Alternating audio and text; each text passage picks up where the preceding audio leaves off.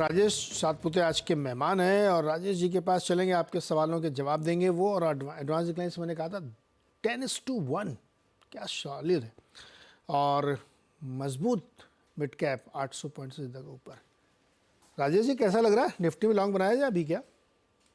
Very good morning Virendra. Neeraj ji, Neeraj ji देखिए, अगर आप निफ्टी की बात करें तो मुझे लगता है 22,000 का ब्रेकआउट मिलना itself is an important thing. रही बात लेवल्स की, तो मुझे लगता है कि थोड़ा सा ओवरबॉट भी है टेक्निकली, लेकिन एट द सेम टाइम मुझे लगता है 22,000 के ऊपर थोड़ा सरप्राइज विजिट होगा। कहाँ तक जाएगा? देखिए मेरे हिसाब से अगर स्पॉट की बात करें तो 22,135 22,135 तक की जगह बन रही है निफ्टी स्पॉट में। तो ये 22,000 के ऊपर अगर आपने लॉन्ग पोजीशन ली है मॉर्निंग में, तो आप मेंटेन करें, 22,000 के नीचे स्टॉप लॉस मेंटेन करें और 22,135 का इंट्राडे स्विंग का टारगेट आना चाहिए। लेकिन एक बात है नीरज जी कि इंडेक्स और बैंक निफ्टी अगर आप दोनों देखें तो दोनों इंडेक्स थोड़ा से गैप के साथ खुले, तो ऑब्वियसली रिस्क थोड़ी हाई है। तो ज्यादा जो आप कह सकते हैं कि जो कंफर्ट है एज ए ट्रेडर, वो स्टॉक स्पेसिफिक है आज के लिए। तो बताइए फिर आपका टॉप आइडिया क्या है इस समय का? देखिए नीरज जी, आपने बिल्कुल कहा कि मेटल सेक्टर में जो मूवमेंट है, मुझे लगता है वहां पे एक अच्छा मूव मिल रहा है। At the same time capital goods, तो हिंदाल्को ये हमारे रडार पे है। इनफैक्ट मॉर्निंग में हमने शेयर भी किया था हिंदाल्को। अगर बात करें हिंदाल्को की, तो देखिए मेरे हिसाब से हिंदाल्को में 540 के ऊपर का बाय बनता है, ₹5 का स्टॉप लॉस मेंटेन करे, 555 560 का टारगेट है। At the same time capital goods में एल मुझे थोड़ा अच्छा लगता है। मुझे लगता है यहाँ पे हम अभी भी जगह है ऊपर जाने की, तो 3580 के आसपास है, 3650 का टारगेट है, 3550 के नीचे स्टॉप लॉस करके। ओके, एल&टी और हिंडाल्को कर सकते हैं। हिंडाल्को जरा एक लंबा चार्ट दिखाइए, 1 डेढ़ महीने का। अभी हाल फिलहाल में इसने 510 का लो बनाया था जब खबर आई थी कि इनकी सब्सिडरी नोवेलिस का जो कैपेक्स है वो काफ़ी बढ़ गया होगा। उस दिन स्टॉक में बहुत बड़ी गिरावट आई थी और तब ये कहा गया था कि इसमें बाइंग करनी चाहिए। तब से अब तक 7% ऊपर है 1 महीने में, हिंडाल्को जैसा बड़ा स्टॉक। चलिए सवाल लेते हैं। प्रताप सिंह हमारे साथ रायपुर से जुड़ रहे हैं। प्रताप जी नमस्कार, सवाल पूछिए। सर मेरे पास पारस डिफेंस के 264 शेयर है, एवरेज कॉस्ट है उसका ₹712 और टाटा टेक का मेरे पास 78 शेयर है, उसका एवरेज कॉस्ट है 116 और अशोक लेलैंड के नहीं बस ठीक है, दो बहुत है। टाटा टेक्नोलॉजीज का भाव क्या बोला आपने? ₹116। टाटा टेक्नोलॉजीज ₹116। सॉरी 1116 हाँ वैसा बोलो ना भाई, ऐसे तो घबराहट हो जाए, इतना तो भाव कभी होगा ही नहीं। माना राजेश जी, पारस डिफेंस 712 पे खरीदा है। हाँ, देखिए पारस डिफेंस, वन सेकंड ना, या देखिए 645 के आसपास है। मुझे लगता है आज की अगर बात करें तो 620 का इसका जो रिसेंट लो था पिछले हफ्ते का, तो ये तो फिलहाल के लिए होल्ड करना चाहिए। तो एट अ लेवल ऑफ 645 यहाँ पे एक स्विंग मिलना चाहिए जिसका टारगेट होगा 700 से लेके 720। अगर इस लेवल के आसपास, जो कि आपका एंट्री पॉइंट है, अगर इस लेवल के आसपास ये अटकता है तो एक बार के लिए एग्जिट करें। फिलहाल के लिए तो मैं यही कहूंगा होल्ड रखे, स्टॉप लॉस होगा 620। और टाटा टेक्नोलॉजीज 1116 पे खरीदा इन्होंने। देखिए टाटा टेक्नोलॉजीज में मुझे लगता है कि थोड़ी बिटिंग और है। वन सेकंड नीरज जी, मुझे स्क्रिप्ट क्यों नहीं आ रहे मेरे सामने? हाँ आया, 1030 पे है। मुझे लगता है कि नीरज जी इसमें जो है बिकवाली है, या आप कह सकते हैं कि लिक्विडेशन प्रेशर थोड़ा हावी है।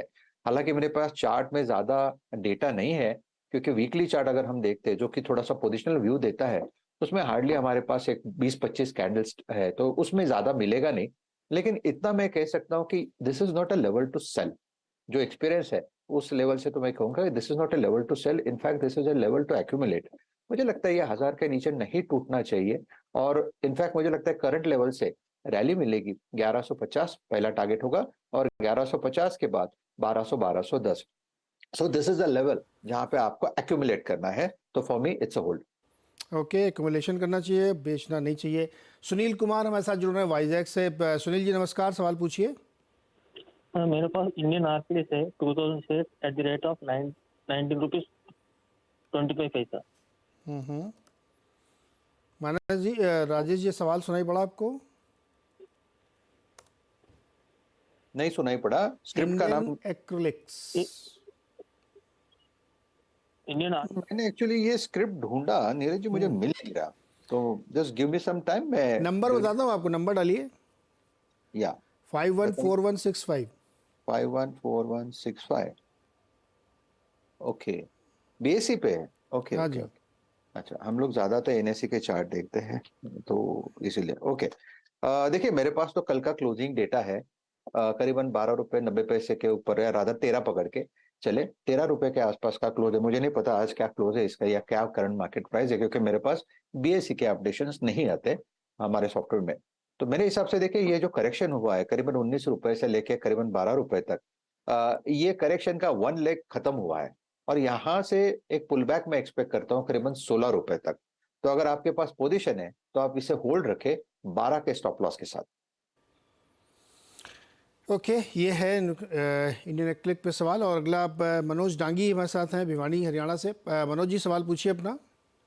या हाय नीरज जी, हाय राजेश सर।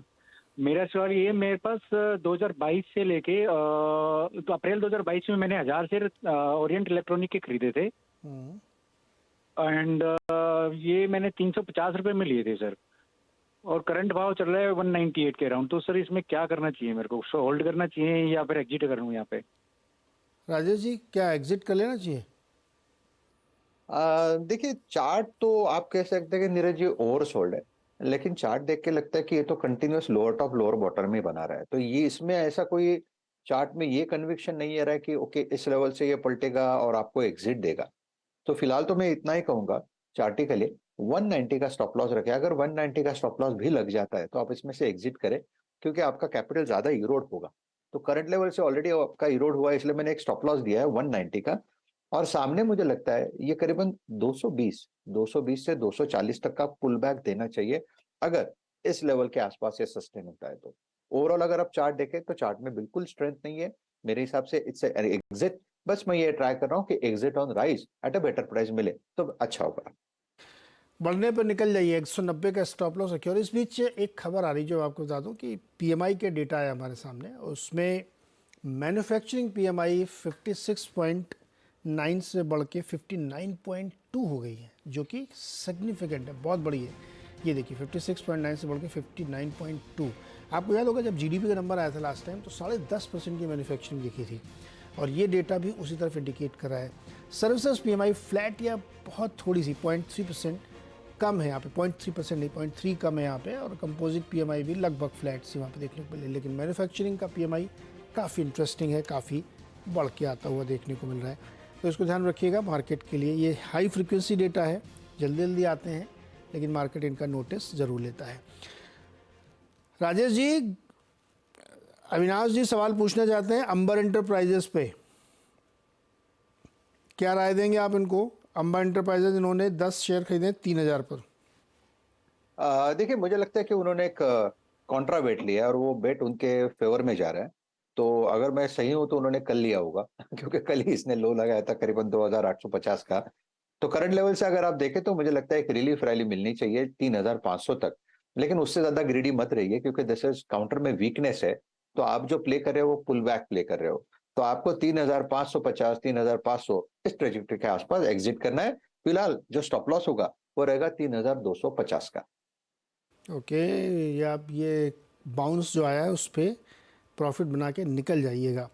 प्रवीण का सवाल लेते हैं, कोटा राजस्थान से हमारे साथ जुड़ा है। प्रवीण जी नमस्कार, सवाल पूछिए। Sir good morning. मेरा सवाल है सर, आईएफसीआई के 400 शेयर्स है मेरे पास 57 के भाव पर। ओ, हो गया नुकसान? इसमें क्या करना चाहिए? आप क्या करना चाहते हो ये बताओ? मैं तो होल्ड भी कर सकता हूँ कितने दिन तक? जब तक पॉजिटिव ना आए।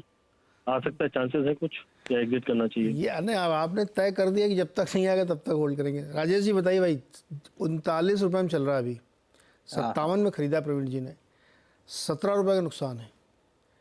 मेरे जी मैं एक चीज ऐड करना चाहता हूँ। देखिए जब बाजार एक अपने मूड में रहता है, जो हमने पिछले रैली में देखा था पिछले महीने भी, तो तब हमने देखा था जो काउंटर नहीं चलते थे, जैसे कि यस बैंक है, सुजलॉन है, आईएफसीआई, ये सब चलने लगते हैं। क्यों? क्योंकि किसी के पास जगह नहीं रहती है कि कोई सस्ता वाला माल मिल जाए जिसका नाम भी हो।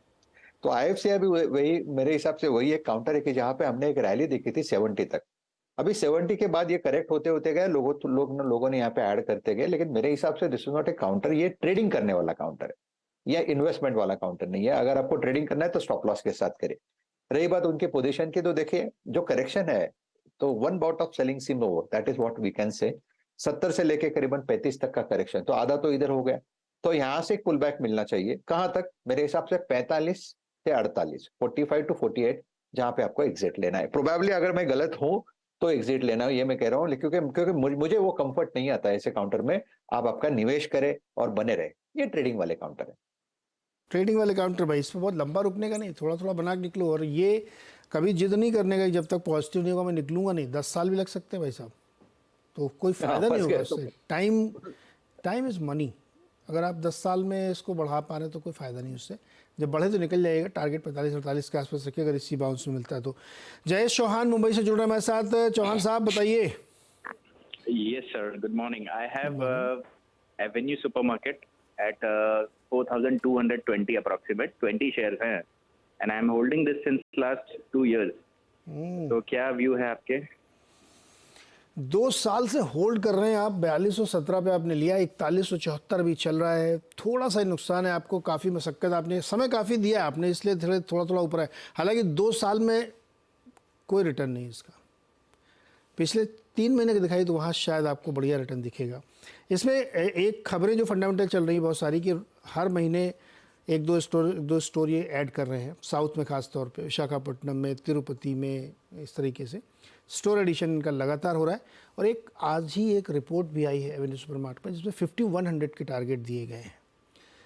बट क्या ये उसको अचीव करेगा, ये सवाल है। देखिए 9% चल चुका है ये कुछ ही समय में। राजेश जी क्या करना चाहिए? एवेन्यू सुपरमार्ट में जयेश को रुकना चाहिए और अपने टारगेट के ऊपर का इंतजार करना चाहिए? देखिए मेरी एक सोच है, मैं गलत भी हो सकता हूँ, लेकिन मेरी एक सोच कि अगर मैं 2 साल से किसी स्टॉक में अटका हूँ और मुझे अपना प्राइस मिलता है, तो मैं ये सोचूंगा कि एक बार के लिए तो मैं इसमें से एग्जिट कर लूँ। क्यों? क्योंकि ऑलरेडी मेरा पैसा अटका हुआ है, ऑलरेडी मेरा नोशनल लॉस हो चुका है इंटरेस्ट का। तो मेरे हिसाब से देखिए, अगर एक बार के लिए अगर आप एग्जिट करते हो तो ये लेवल सही है। क्योंकि अगर इसके बाद ब्रेकआउट के बाद जो हम सोच रहे कि चलो 4250 के ऊपर चला जाएगा तो हमें और 250-300 रुपए मिल जाएंगे, तो देखिए ये होप है मेरे हिसाब से। चार्ट में ऐसे कोई खराबी नहीं है, काउंटर में स्ट्रेंथ है। ये तो मैं बोलने के लिए भी बोल सकता हूँ कि 4100 का स्टॉप लॉस रख के बने रहो, 4250 के ऊपर चला जाए तो आपको 250-300 रुपए भी मिल जाएगा। लेकिन क्योंकि आप 2 साल से वेट कर रहे हो, आई थिंक एक बार के लिए लिक्विड करके थोड़ा सा बैठ जाइए, क्योंकि बाजार की जो वोलेटिलिटी है ये अभी तक खत्म नहीं हुई। अगर आपको लेना ही है तो कहीं डिप में, कहीं करेक्शन में आप इसे फिर से ऐड कर सकते हैं। ओके, तो वैसे भी देखिए जब तक या तो आपको बहुत फंडामेंटल जानकारी हो, कंपनी के डे टू डे डेवलपमेंट का अनुभव हो, अदरवाइज फिर ये नहीं सोचना चाहिए कि इतने साल हम रुके हुए हैं और चल नहीं रहा है। तो एक बार इसमें से निकलिए, देखिए फिर दूसरे में कोई अपॉर्चुनिटी बनेगी तो। किशन दिल्ली से जुड़ रहा है हमारे साथ। किशन जी नमस्कार, सवाल पूछिए। नमस्कार सर। मेरा सर सवाल ये है, मेरे पास टीटागढ़ रेलवे का शेयर है 2730 का, 537 रुपए का एवरेज है। अब काफी करेक्शन तो हो गया, अब उसमें अभी क्या करूं सर? होल्ड करूं क्या, प्रॉफिट बुक करके निकलूं, क्या है? और एक चीज है सर, और एक छोटा सा क्वेश्चन है, मेरे पास खजलन का 5000 शेयर है सर, 22 रुपए के भाव से, उसका भी क्या करूं सर? मैं सोच ही रहा था कि आज सुजलॉन पे कोई सवाल अभी तक आया नहीं। पहले तो इस पर बताइए, टीटागढ़ रेल सिस्टम्स जी, गिरने से चिंता बढ़ गई है। नीरज जी देखिए, मेरे हिसाब से अगर आप रेल स्टॉक्स की ओवरऑल बात करें तो रेल स्टॉक्स में ऑलरेडी एक करेक्शन हो चुका है, और ये करेक्शन हमने देखा जान के बाद ही आया है। तो ऑब्वियसली कहीं ना कहीं लगता है कि बजट के सामने इसमें प्रॉफिट बुकिंग ये कहीं ना कहीं इस लेवल के आसपास खत्म हो रही है। ये क्या लेवल है? ये इसका 200 डीएमआई है, जो करीबन 800 के आसपास बनता है, 800-810। मुझे लगता है जब तक 800-810 का लेवल मेंटेन कर रहा है तब तक उसमें अभी दिक्कत वाले, फ्रॉम दिस लेवल दिक्कत वाली बात नहीं। अगर ये लेवल टूटेगा तो फिर थोड़ा प्रेशर बढ़ेगा, लेकिन फिलहाल मुझे लगता है एक बड़ी सेलिंग हो चुकी है और इस लेवल से आपको फिर से एक मूव मिलना चाहिए करीबन 950 से 1000 तक। I think he can wait. 800 के नीचे स्टॉप लॉस, 800 के नीचे स्टॉप लॉस वेट करिए। सुजलॉन भी ले रखा है इन्होंने, कितने में लिया था सुजलॉन भाई? 22 है सर। 22 रुपए पे सुजलॉन के 5000 शेयर लीजिए राजेश जी। फिर भी अच्छा मुनाफा था, 22 का 50 मिल गया था उनको। अभी भी है 37 रुपये, अभी भी चल रहा अभी है। भी अच्छा है। देखिए नीरज जी, मुझे लगता है उनको एक फॉर द टाइमिंग मैं इतना कहूंगा 36 का स्टॉप लॉस रखे, होल्ड रखे, और सामने 40-42 के आसपास आपको एक बार के लिए प्रॉफिट मिले तो एक बार के लिए बुक पर है। ऐसा नहीं है, ये काउंटर वही जो मैंने सेम कहा, ये ट्रेडिंग वाले काउंटर है। अगर आप इसमें आप वेट करते हो, ठीक है, वो तो मोमेंटम था, आपको मिल गया, लेकिन निकलना भी जरूरी होता है। अगर निकल नहीं पाते तो फिर ऐसा वेट करना पड़ता है। तो फिलहाल तो आप स्टॉप लॉस के साथ बने रहे, 40-42 पे एग्जिट कर ले। 40-42 पे एक बार निकल, अच्छा पैसा बन तो गया आपका, बढ़िया है, इसमें कोई दिक्कत नहीं है। अतुल जयपुर से जुड़ रहे हैं। अतुल जी, क्या सवाल है?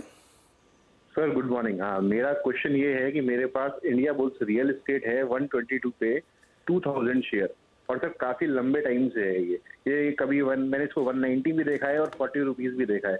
अब इसका एग्जिट करूं या होल्ड रखूं इसको? ये बताओ, जब 190 गया था तो क्यों नहीं बेचा था? सर मैंने तो यही सोचा था कि ये बढ़ने वाला है, इसीलिए लिया था। अच्छा, मन में क्या लक्ष्य रखा है इसको, कहाँ तक जाएगा? एक जीरो लगेगा क्या मैं इसमें? सोचा कि ऐसे इन्वेस्टमेंट पार्टी लिया था मैंने, मतलब मेरा सेल आउट करने का कोई इरादा था नहीं इसमें अभी। अब है क्या? 4-5 साल से कुछ, हाँ सर, अब कुछ हो ही नहीं रहा है, कोई रिटर्न ही नहीं दे रहा है इसलिए। हाँ, अभी भी नुकसान ही कर रहा है। राजा जी, क्या किया जाए भाई? तो इनको तो 2 साल होल्ड करे हुए हो गए हैं इंडिया बुल्स रियल में, अब तो मतलब ये बने हुए हैं, मैनेजमेंट चेंज हो गया है, क्या करें? देखिए नीरज जी, देखिए इनका कन्विक्शन मैनेजमेंट से ज्यादा है, ऐसा कह सकते हैं। नहीं, जोक्स अपार्ट। देखिए, मुझे लगता है कि अगर आप इंडिया बुल रियल एस्टेट की बात करें तो मैं I am being a technical analyst, मैं ये देखता हूँ कि मैं सामने गोदरेज प्रॉपर्टीज को रखता हूँ, मैं प्रेस्टीज को रखता हूँ, मैं सुबह को रखता हूँ, मैं डीएलएफ को रखता हूँ, और बाद में मैं इंडिया बुल्स रियल एस्टेट को भी रखता हूँ। तो मुझे, मेरे हिसाब से ये एक थीम है, ये एक सेक्टर है। तो अगर ये सब चलते हैं तो उसके सामने ये इतना नहीं चला, तो दैट मीन्स कुछ ना कुछ तो है। तो चार्टिकली मैं यही कहूंगा कि 100 यानी 100-105 के आसपास का इसका सपोर्ट बन रहा है, लेकिन सामने नीरज जी, जब तक ये 125 का लेवल पार नहीं करेगा तब तक इसमें बड़ी रैली नहीं आएगी। 125 पार करेगा तो ही जाके ये 145-150 के ऊपर चला जाएगा, यानी 25-30 रुपए का मूव। लेकिन चूंकि सामने हम लोग कहीं ना कहीं हम लोग निफ्टी में जो व्यू थोड़ा बेरिश लेके चल रहे हैं, मिड कैप में बीटिंग ज्यादा हो रही है, तो उतना कन्विक्शन नहीं है कि ये इसको मैं होल्ड रखूं। तो मेरे हिसाब से this is an exit. Exit क्या है? देखिए, इसमें अतुल जी ये ध्यान हमेशा रखिए किसी भी स्टॉक में कि या तो आपको बहुत पक्की जानकारी हो कि कंपनी में क्या हो रहा है, तब इतना लंबा समय रुके, अदरवाइज फिर वेट करने का फ़ायदा नहीं। 2-3 साल से इन द मनी भी नहीं है आप, तो फिर होल्ड करके कोई फ़ायदा नहीं है, फिर तो निकल जाना चाहिए इसमें से। तो एग्ज़िट कर लीजिएगा इसमें से। अगला सवाल है ज्ञान का, लखनऊ से। ज्ञान, बताइए क्या सवाल है? सर मैंने ये खरीदा था, sorry, Muthoot finance. Muthoot finance? हाँ, मुथूट फाइनेंस खरीदा था 291 में मैंने खरीदा था, 291 में, और जो कि मुथूट फाइनेंस 291 में खरीदा था? सर जी हाँ, 290 नहीं, मुथूट माइक्रो होगा जी, मुथूट माइक्रो फाइनेंस। हाँ, अरे दोनों अलग अलग भाई, एक 1300 रुपये का स्टॉक है। मुथूट माइक्रो फाइनेंस 291 में खरीदा था 51 शेयर, जो कि अभी 199 हो गया है, तो मैं क्या करूं? ये हमारे ख्याल में रिसेंट लिस्टिंग है। आईपीओ में मैंने खरीदा था। हाँ वही ना, रिसेंट लिस्टिंग है, और ये लिस्टिंग के बाद वाला दिन याद करो आप, एक भी दिन ऐसा नहीं था उसने लिस्टिंग के ऊपर भाव दिखाया हो, वहाँ से लगातार मेरे सामने चार्ट खुला है, गिरते अभी एकदम लो पे चल रहा है। राजेश जी, मौका इन्होंने कैसा मौका लिया? अच्छा मौका लिया, बुरा मौका लिया?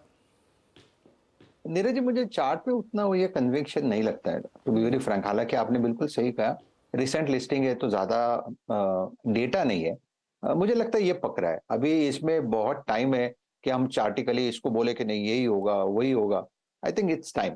लेकिन चार्ट जो है, अगर आप डेली चार्ट देखें जहाँ पे आपको थोड़ा सा एक मूव मिलता है, मेरे हिसाब से अगर डेली चार्ट देखें तो 195 टू 200 ये इसका एक जोन बन के उभर आ रहा है। अभी इसमें आप कह सकते कंफर्मेशन नहीं है चार्ट पे, लेकिन जोन तो दिख रहा है कि इस लेवल के आसपास अगर ये सेटल होता है तो प्रोबेबली यहाँ से एक पुल बैक मिलना चाहिए, करीबन 220 से लेकर 230 तक। तो इतना मैं कह सकता हूँ कि अगर उन्होंने पोजीशन ली है और उन्होंने इतना पेन देखा है तो एक स्टॉप लॉस 190 का रखे, और जैसे ही पुल बैक मिले, जैसे मैंने कहा 220 230, उस पुल बैक में आप निकल जाइए। क्योंकि काउंटर में चार्ट पे मुझे कहीं इतना कन्विक्शन नहीं मिलता कि मैं इसमें बाय करूं, मैं कॉन्ट्रा बाय करूं, होल्ड छोटा करूं। है ना। हाँ, बहुत छोटा है, वॉल्यूम्स भी बहुत कम है। ओके, डेटा छोटा है, वॉल्यूम कम है, रिसेंट लिस्टिंग है और लिस्टिंग के बाद से आज तक ये गिर ही रहा है, तो स्टॉप लॉस लगाइए 190 पर और ऊपर जाए तो निकल जाइए। बने रहने में कोई अभी फिलहाल इसमें लाभ नहीं देखने को मिल रहा है। इस बीच प्रवीण प्रजापति जी एकदम उत्साहित हैं बीएससी खरीदने के लिए। बीएससी का मतलब स्टॉक, नॉट एक्सचेंज। तो एंट्री ले सकते हैं क्या अभी करंट प्राइस पे? लेकिन उन्होंने अगर स्विंग ट्रेड लेना है तो फिर बात अलग है। लेकिन पोजिशनली मैं तो डेफिनेटली कहूंगा नहीं, वेट करें, क्योंकि मुझे लगता है बीएससी में एक करेक्शन अभी भी चालू है। मंथली चार्ट उतना कन्विंसिंग नहीं है, इनफैक्ट वीकली चार्ट पे अभी भी लगता है कि ये 2250 के नीचे वीकनेस आएगी और करीबन करीबन आप कह सकते हैं कि 1800 इसका पहला टारगेट होगा, लेकिन वर्स्ट केस में ये 1500 भी टूट सकता है। तो चार्ट जो है लॉन्ग टर्म, उसमें तो प्रॉफिट बुकिंग दिख रही है। रही बात स्विंग ट्रेडिंग की, तो जब तक ये 2180 का लेवल नहीं निकालेगा तब तक इसमें बड़ी तेजी नहीं होगी, तो मैं तो इसको अवॉइड करूंगा। सुप्रीम इंडस्ट्री खरीदेंगे आप? हाँ, sorry, Supreme Industries. Supreme at this level Neeraj ji? हाँ, स्विंग ट्रेडिंग के हिसाब से देखिए, मेरे हिसाब से अगर आपको स्विंग ट्रेड लेना है तो 3850 ये इसका 200 डीएमआई है, और हमने देखा पिछले एक महीने से इस लेवल पे बुल एंड बेयर की फाइट है। तो ये 3800 के ऊपर इसमें बाय बनता है, सामने इसका टारगेट बनेगा 4200। 4200 निकले तो फिर लगता है नीरज जी ये 4600 भी जा सकता है। काउंटर बड़ा है, लिक्विड कम रहता है, तो अगर स्विंग आता है तो बड़े बड़े स्विंग आता है। तो अगर आपको पोजीशन लेनी है तो 3800 का एक स्ट्रिक्ट स्टॉप लॉस रखें और ट्रेड करें। कितने दिन में आएगा ये देखिए, प्रोजेक्शन जो होता है वो ब्रेकआउट के बाद बनता है, क्योंकि ब्रेकआउट के बाद नीरज जी हम लोग उसको फिबोनाची के हिसाब से प्रोजेक्ट कर सकते हैं।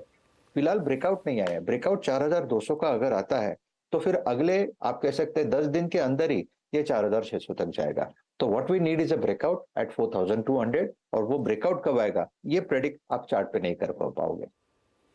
आपको पता फिबोनाची एक गाने में यूज हुआ है? कौन से? हाँ, फिबोनाची वर्ड को एक गाने में यूज किया गया है। कौन सा? मेलबर्न की मछली वाला गाना जो है ना, उसमें। अच्छा, ये बताओ बीएचईएल में क्या करेंगे आप? इस समय 235 पे चल रहा है, 4.5% ऊपर है, भारी वॉल्यूम के साथ BHEL. I think Neeraj ji ये थोड़ा सा ट्रेडर का फेवरेट ही बन चुका है और इसमें कोई दिक्कत वाली बात नहीं। इनफैक्ट मुझे याद है हमने परसों सास बहू किया था लास्ट वीक, तब भी किसी ने 220 पे इसका क्या मैं बाय कर सकता हूँ ऐसा पूछा था, तभी मैंने यही कहा था कि ये बाय है। जब तक ये 210 220 का लेवल इंटैक्ट है तब तक इसमें दिक्कत वाली बात नहीं। रही बात आज की, तो देखिए मेरे हिसाब से आज इसने अपने इंपॉर्टेंट लेवल के ऊपर ट्रेड करा है, जो है करीबन क्लस्टर आप कह सकते हैं 228 से लेके 232। तो ये 232 के ऊपर इसमें बाय थोड़ा सा स्ट्रांग बनता है। आज एलएनटी भी चल रहा है, एबीबी भी चलता है, तो आज के लिए मैं यही कहूंगा भेल में एक स्विंग मिलना चाहिए 250 से लेके 260 तक। प्रोबेबली आज मिलेगा, कल मिलेगा, वो बात जुदा है, लेकिन 230 के ऊपर आप मीडियन पकड़ो। 230 के ऊपर भेल बाय रहेगा, ₹5 का स्टॉप लॉस, सामने 250 260 का टारगेट स्विंग का। ओके, 230 के ऊपर बीएचईएल में बाय करके चल सकते हैं। आज चूंकि मूड माहौल रिकवरी वाला है पीएसयूज में, इसलिए सब बड़ी तेज़ी दिख रही है। राजीव जी, बहुत बहुत शुक्रिया जुड़ने के लिए और बातचीत करने के लिए, मदद करने के लिए। और मार्केट में स्ट्रेंथ बनी हुई है, हालांकि पिछले आधे घंटे से लगभग उसी लेवल पे है मार्केट, कोई बहुत ऊपर नीचे नहीं गया है, लेकिन काफ़ी स्ट्रॉन्ग मार्केट यहाँ पे दिख रहा है। छोटा सा एक ब्रेक ले लेते हैं और ब्रेक के बाद आप देखिएगा खिलाड़ी नंबर 1।